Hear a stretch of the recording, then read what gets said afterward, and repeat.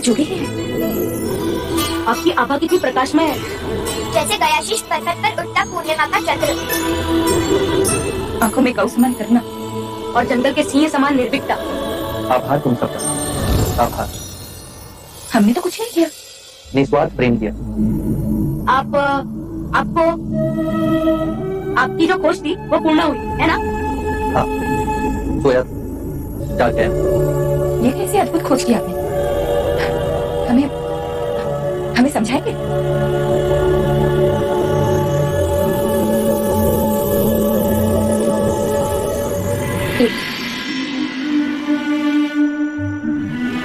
पहले आप तो ले लेते।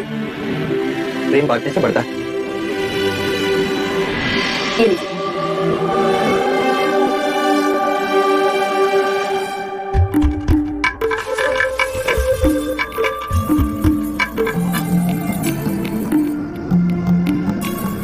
जब हम नारंगी खाते हैं हम उसे पूर्ण जागरूक होकर नहीं खाते। हमारे लिए ये नारंगी असत्य है। यदि ये नारंगी असत्य है तो इसे खाने वाला भी असत्य हुआ ना। बेहोशी में हम इसे खाते हैं। यदि हम इसे होश पूर्वक खाएं तो इसका अर्थ है हम पूरी चेतना से इस नारंगी के साथ एक रिश्ता जोड़ रहे हैं। ऐसा क्यों होता है? क्योंकि नारंगी खाने में हमारा ध्यान नहीं होता। हमारा मन अंदर ही अंदर असंख्य विचारों के पीछे दौड़ता रहता है।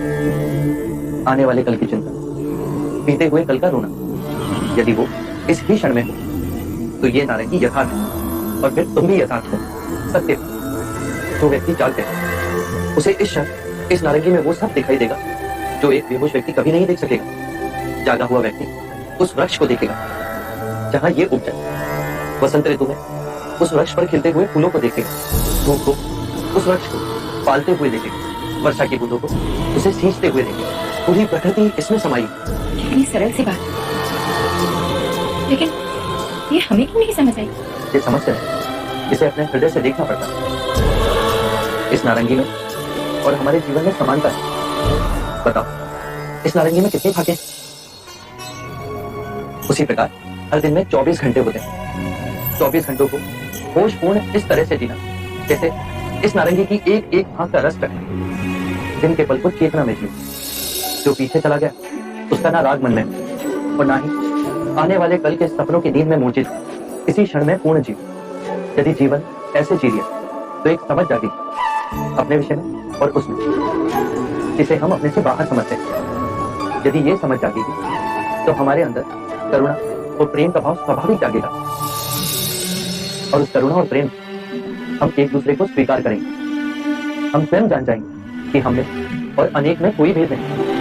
एक ही चेत, एक ही स्रोत। हम इसे खाइए।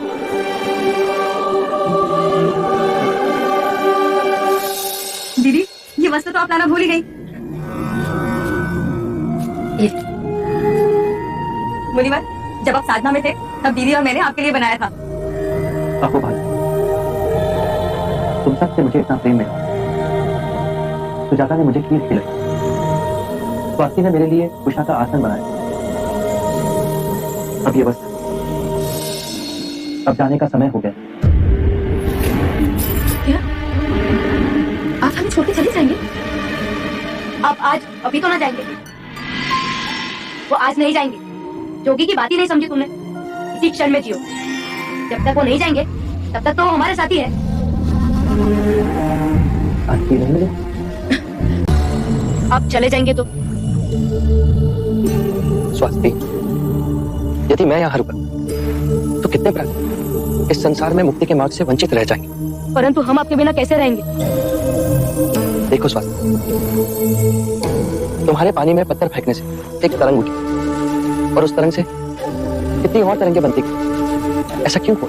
क्योंकि पत्थर ने पानी में गिरते ही पानी को ढकेला, इससे और तरंगे बनी। तो मैं गया कहाँ?